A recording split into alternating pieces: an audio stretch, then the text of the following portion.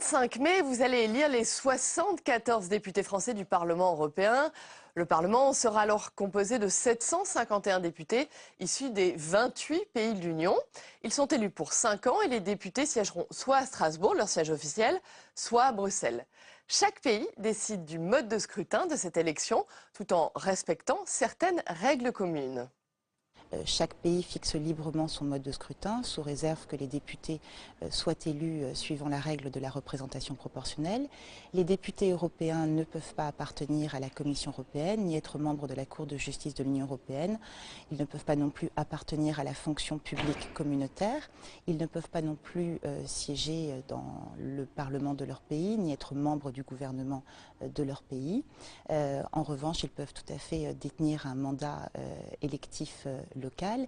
Et puis, depuis la création de la citoyenneté européenne par le traité de Maastricht en 1992, le Parlement européen représente l'ensemble des citoyens de l'Union européenne, en conséquence de quoi tout citoyen de l'Union européenne est électeur et éligible dans son pays de résidence. Dans la plupart des pays, les électeurs voteront pour une liste nationale. La France, elle, a choisi un vote par circonscription régionale.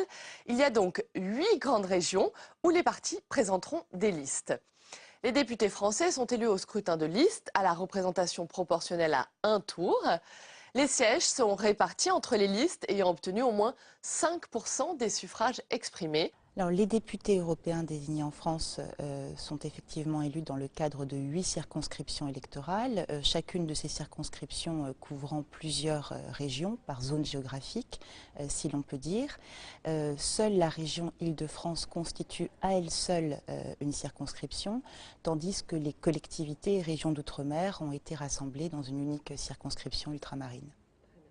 La participation à ces élections est la grande inconnue. Les électeurs ont du mal à se mobiliser. Mais la grande nouveauté en France, c'est que pour la première fois, le vote blanc va être pris en compte.